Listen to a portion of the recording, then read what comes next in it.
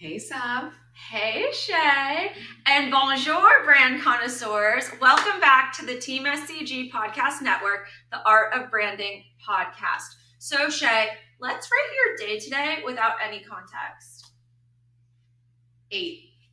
Okay, cool. Love that for you. You? Honestly,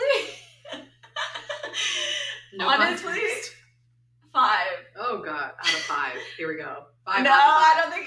I was trying to be a little crazy and do like the 5 in betweener. Like, what does that mean? But I think today A real 5? we're having a very average day. But we're gonna turn that around right now because Shannon, could you just tell us a little bit more about the elephant in the room? Today's elephant in the room is why every single business needs coaches or consultants and how they can help in the overarching goals that you might have. Absolutely. So without further ado, let's introduce our guest today, Chuck Fandos.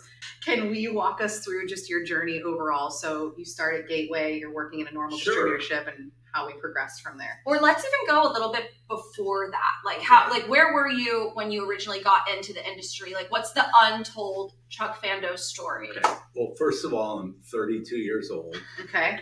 And I'm a Scorpio. Okay. My favorite color is blue. I don't want your skin cream, but thank you. Okay, I don't I do want skin it. cream. I don't want do it. No, skin- I'm going to ask the question that everybody wants to know. What do you put on your hair, Chuck? It's bar soap. It's bar soap. If he tells you anything other than that, he's No, I lying. use the cheap shit, the Schwarzkopf hair glue. Thank you. Okay. I appreciate the compliment. No, anywho, tell us about, take it from the top. Okay. What was a young Chuck like? Not that you're not young now at the age of 32, was it? Yeah, I'll be 33 in 11 months. But Same. I'm 32. Yeah, of course. So I grew up in St. Louis, Missouri. Greek family. My grandparents didn't speak English. We were in the restaurant business, shocking for Greek people. And I started working when I was 5 or 6. Every summer, I never know. I was child labor and grew up that way, played sports, worked, went to college in Ohio. What sports? How much did you earn at 4 years old? How much? It was 15 cents an hour. Okay. It was dinner and a roof over his head. Yeah, exactly. I didn't get the shit beat out of me. That led to your entrepreneurial spirit. No, that's what taught me hard work and grinding, which I think is huge to grow your career and grow your company. Yeah. And you both are grinders. I think a lot of it is everybody should work in the service industry at some point. Yes. If you don't, it shows. Yeah, get your teeth kicked in. Everybody needs minimum wage for a while. And when you go to bed at 4 a.m. and you got to get up at 5:30 to go to work, that you learn how to just make it. So went to college in Ohio, Miami University, Miami of Ohio, not the UM, which is right down the road here. And then I worked for a company called Merritt's, and we did travel incentive trips for car dealers, HVAC companies, finance. And for 3 years, I traveled 300 days a year, taking groups all over the world. It was crazy. For and 3 fun years? For 3 years. It's crazy. But you probably loved worked that. with 100 other, 22 to 25-year-olds. And it was so fun and such a great experience that you literally work with a bellman, and then you'd have a meeting with the CEO of AT&T because he didn't get the right vodka in his room, and you had to go get the right vodka for him and things like that. So Yikes. it was like a continuation of working in a bar for 4 years in college, being in the restaurant business and going to that it's not about you, it's about people you work for and your customers. That's what it's about. Yeah. Okay. I'm sure you had I can see how you built on that, as you continued down Yes. the career.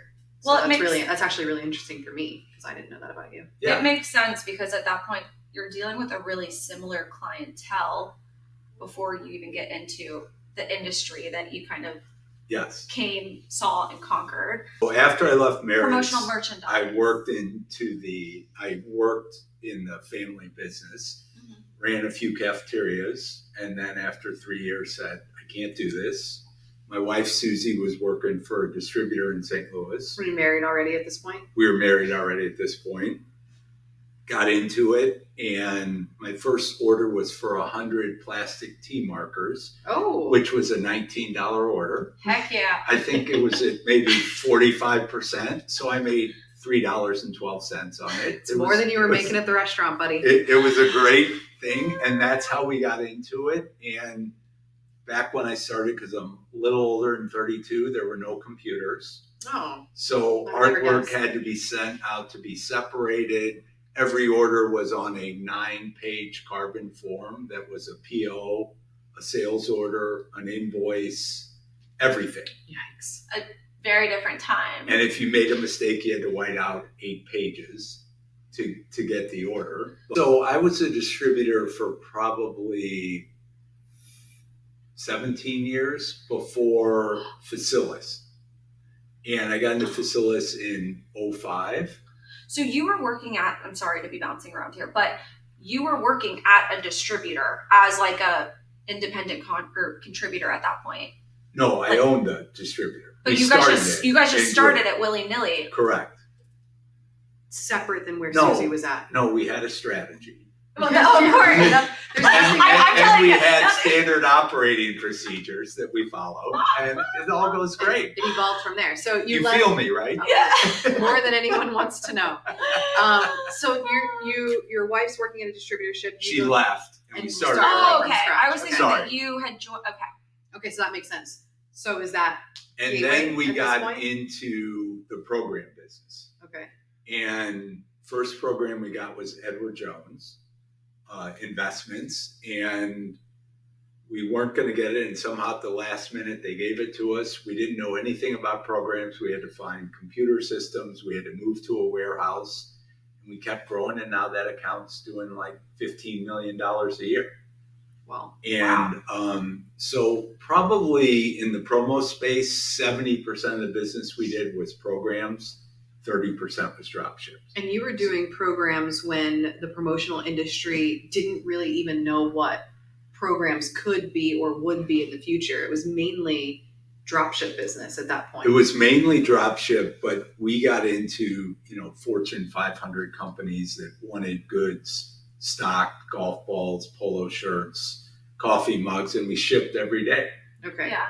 So for the people who don't know our industry very well, the next part of the story moves into a technology piece where there was a hole in our industry for a software system, and many industries at the time, it was kind of like everybody turned to Silicon Valley and saw what they were doing and revolutionizing every industry that was out there.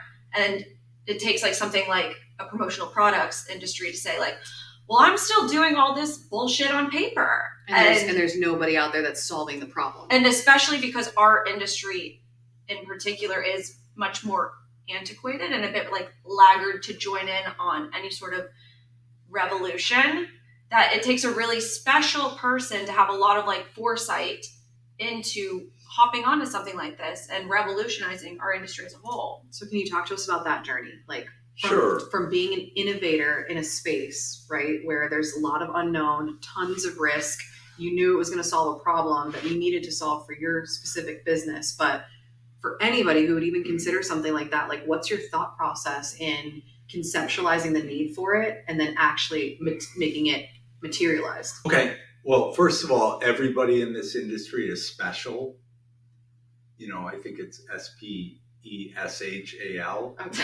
And I was like, where is he going? As we always said, it's not that hard to be the valedictorian of summer school in this industry. Yes, that's true. And from a fair. technology point of view, first of all, when I started, there wasn't technology in any industry. Yeah. But the technology that Facilis came with before I joined them was basically order processing and what that order flow looks like between a salesperson who might write the order, a CSR who takes it from order point to delivery, and then finance. As far as searching, when I started, all of the item search was in hard manuals that you had to look through. And then it went to like floppy disks and CDs before the web even came out. So that's how you had to source product plus catalogs. So when I started, I would take 15 catalogs home a night, have a cocktail, and start looking through them and understanding imprint methods. What the hell's a PMS match? What's less than minimum charges? Things like that. So I think that was a better way to learn the industry because you didn't have training tools to help you. You had to figure it out on your own, and you had to grind and outwork the competition. So with Facilis, when I joined in 2005, Facilis was working with 5 companies in Canada, and we were the first in the US. Okay. Gateway CDI was the first in the US to use it. And then my partners, Dan Rochette and Martin Weber, said, will you help us in the US? So we started the US business, and it kept growing and technology kept getting better. So search went from, floppy disk to the website, and then we were able to integrate it in. But it was a lot about order flow. But Facilis was set up as a drop ship solution. It didn't solve program business because not that many people were in programs. Yeah, at that point, and I think that speaks to the evolution of our industry as well, is like, again, it was a lot of drop ship piecemeal orders, like ad hoc, just going for 100 shirts to go to this event. Like there wasn't like the foresight or true like merchandise strategy that people are utilizing today to develop program business. Right. And you couldn't call Uber to pick something up. And I spent a lot of time at screen printers and picking up shirts and running them over there. And it was just, it was interesting because you had to do a lot more. So the Facilis US market takes off. It becomes a very proven business model. What's the thought process of having to make the choice now between, I guess, where you want to spend your time? For me, I started in the distributor business. I love it. I get the technology, but technology has been a challenge in this industry forever, primarily because of the imprint. The imprint is such a variable. It's not like you're going on Amazon ordering a book and there's only one kind of book. Yeah. You could see an item, piece of drinkware from HIT that might have 6 different imprint methods and come in 14 different colors. So you try and build a system to handle all that. It's complicated. That's what makes technology so tough in this industry. So we tried to look at order flow, and you couldn't integrate with suppliers back then because suppliers and distributors are traditionally very small businesses. They don't have the money to invest a lot. So we just worked on order flow research. We began to build a buying group. I had started with Legacy Buying Group way back when. And then when I joined Facilis, I was doing both contracts for Legacy and Facilis. And then we had to leave Legacy because we got kicked out because I was doing both. And, double dipping. It was good, but they're all still great is that a different friends. elephant in the room? Yes. Yeah, we built our own line of apparel, and it was fun. So, what point did you realize that you needed to exit the distributorship to focus fully on the Facilis group?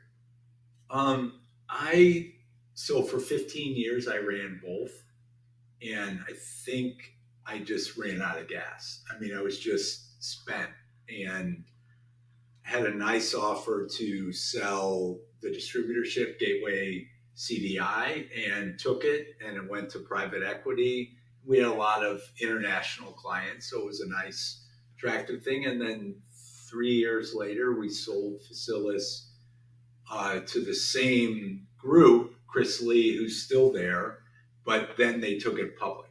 Okay, that's actually interesting for me because I didn't know that you ran both for as long as you did.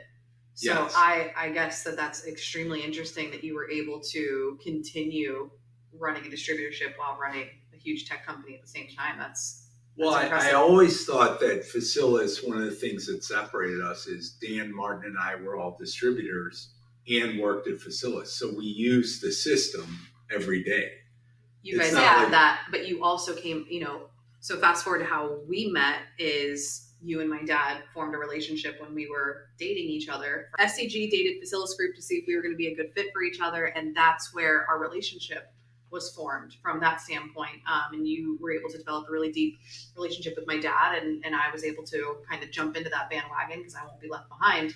But what was really interesting from the model when we were being introduced to it was this mentality. It was a partnership that you could very clearly tell that they worked in our business. Like every decision that was being made was centered around, we've experienced the problems that you've experienced.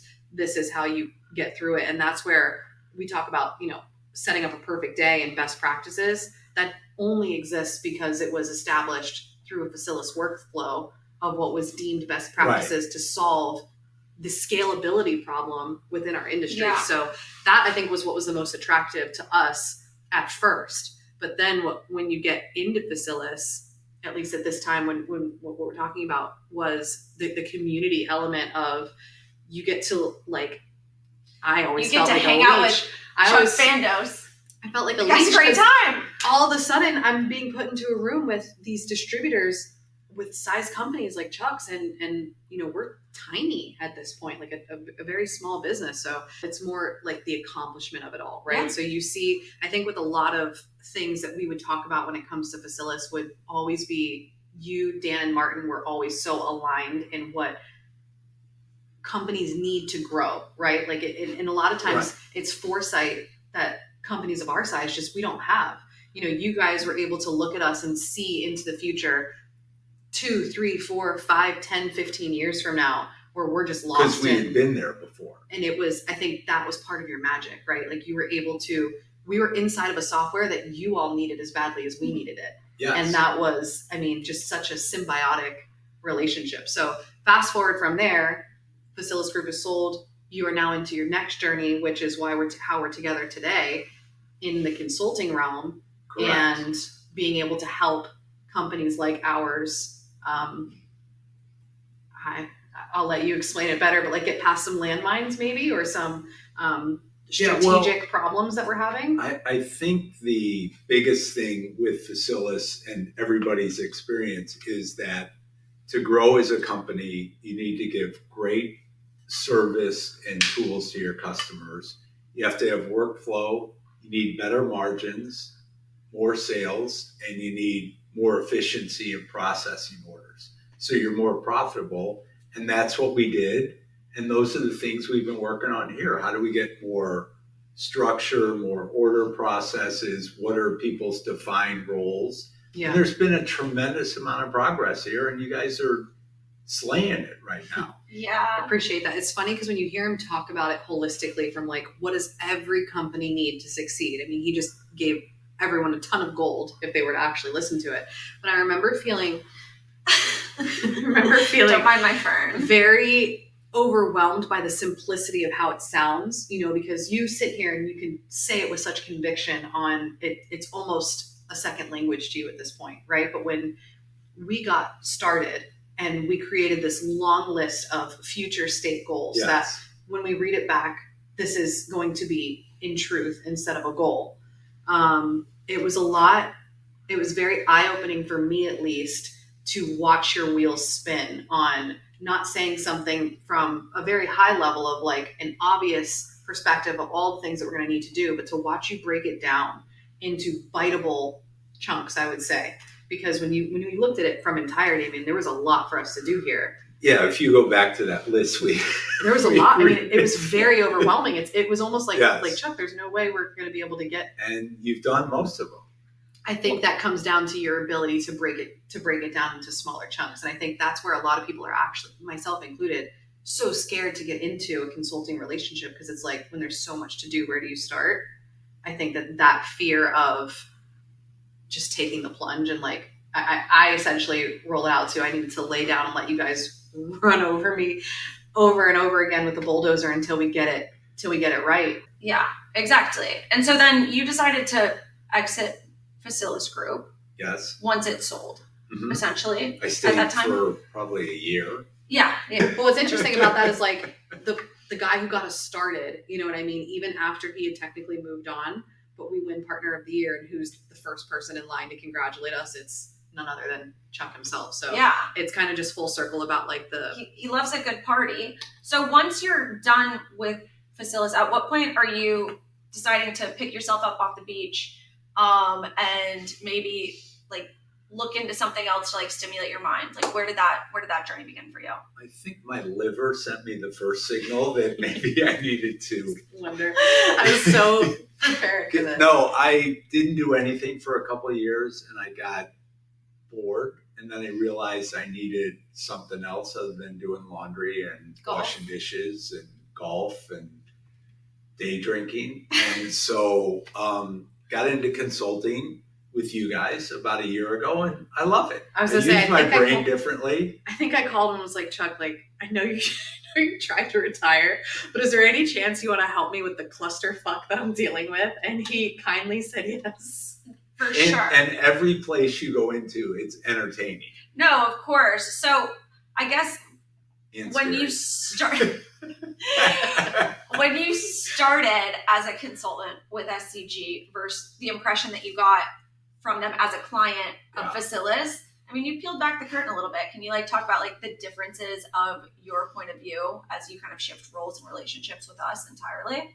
Well, I think that I realized that working two companies for 20 years, I beat the shit out of myself physically, emotionally, because I was taught from the restaurant business and working at Merritt's that you had to be the first one up in the morning, the last one at night. You had to pay for everything. And so you just went. And that does damage to yourself, to your family, to relationships. I'll tell you what, you never showed it. I mean, we always were astounded by everyone's ability to party all night and be the first one to show up to work in the morning with a suit and tie. I mean, yeah, it's like improv though, that it's not, and I don't want to get too deep into like meditation and stuff. Oh no, we want to go there. You know I want to go there. That's a totally different elephant. So the thing is, you have a gap on who you think you are and who you really are. And I was up on stage all the time. And I'd rather just be sitting in the chair watching streaming, and yet I was out till 3 a.m, entertaining and going, oh, I got to meet people at 6 a.m. for breakfast. You should probably just close your eyes for a minute. Yes. Or maybe don't do that because you just. So what was your? So now I'm not as emotionally attached. So I think my head's more clear. I work the number of hours that I want to work, and I just feel I have a better balance, and I get to hang out with youngish-er people. Youngish-er. I'm in my 20s for like another 2 months. 1 month. month. We're still holding on. You'll both be 30 within a month. 20 days. I know. Chill. Whoa. So what's your impression? Okay, so you come out of relaxation mode. Yes. And you're thrown into a great opportunity for a business to improve. And that's going through a hyper growth period. And is also a ton of a family dynamic thrown in there as well. What's your thought process and kind of like dusting yourself off and getting back into this mode? Yeah, what was action item number 1? Therapy. Action item. Literally. Well, after my first day here, I went back to my room and said, I got to calm the fuck down. He's breathing into a brown paper bag.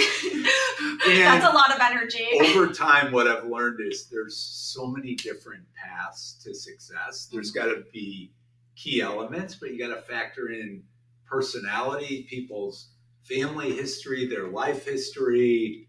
You know, there's people who blow up. There's people who, not in my family. You know, don't say a lot. And not your family it went from holy shit to frustrating to entertaining to a love affair. That's a very fair way to put it. And I think from like the other side of the journey, it went for me from like this is way too much. There's no way that we can physically evolve to where we're trying to bring us to. Hold on, there's like, is that a light at the end of the tunnel, or is that a train coming straight at me?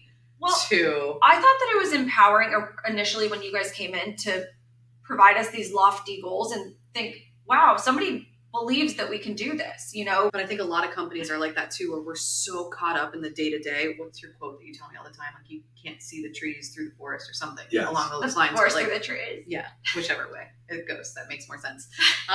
But the point is like, we were so crazy busy with our day to day of chaos that anybody coming in and saying like, I also need you to do this, or I also need you to start tracking this metric, or start looking at the different trends, the different trends, or anything other than what we were doing felt impossible until we just continued to like exercise the muscle that you were trying to put forward. And then that train that I thought was coming at the end of the tunnel actually became a light. And it was one of those, I guess, realizations for me that it's like, what comes first, the cart, the horse, the chicken, the egg, whatever. But regardless, we were not going to be able to get out of this loop of chaos that we were in until we reach this point of, it's a hard stop. Everybody stop what you're doing, put everything down, and then we're going to pick it back up again step by step. And you have to get on the same page. You have to build a relationship, and then as I've told you, the force fields start to calm down, and you're more open. And now we can just have very honest conversations, and you've seen a lot of progress around here, and you want more. Yeah. And now you went from fighting it to bring it on. More. Exactly. Like, I think when it not every day, all the time. But most of the time. Most of the time, yes. And it's a lot of work up front, I'll say. But what's crazy, and I think applies to a lot of the people here, is it went from the mentality of what happens. You know, I always think about it. What happens if, let's be positive, I want to go on vacation for a week. It just wasn't fathomable. And that was true for a lot of positions here. But over the last, it's now 10 months about since we've been working together. No, I think it's been a year. I think I came the first time June of last year. Oh yeah. So no, after it's been a year. I think to kind of sum all of this up, it comes down to like the many, many phases of the journey. But when I hear you talk about your journey and how it evolved to where you are now in this consulting chair, it's insane, the rinse and repeat methods that, even though there's evolution in the industry, what you identified as the keys to your success have remained the same. And just how you accomplish them is what changes. Right. And what's interesting about your method from a consulting perspective is the thing that you just said, how there's so many different paths to success. I think with us, as an example, we might not be taking the exact path that you would choose if you didn't know us. But once you came in and understood who the players were and what needs to happen, you were able to manipulate the paths to still lead us to where you wanted us to go. And I've learned as much from you all as you have from me, because I realize there's no one way to do things, and you can't say do it this way or you're never going to be successful. There's so many ways to do it. Yeah, and I'll say one of your superpowers is, I think, coming in, building relationships that you can then gain a full understanding of the full picture that's painted in front of you.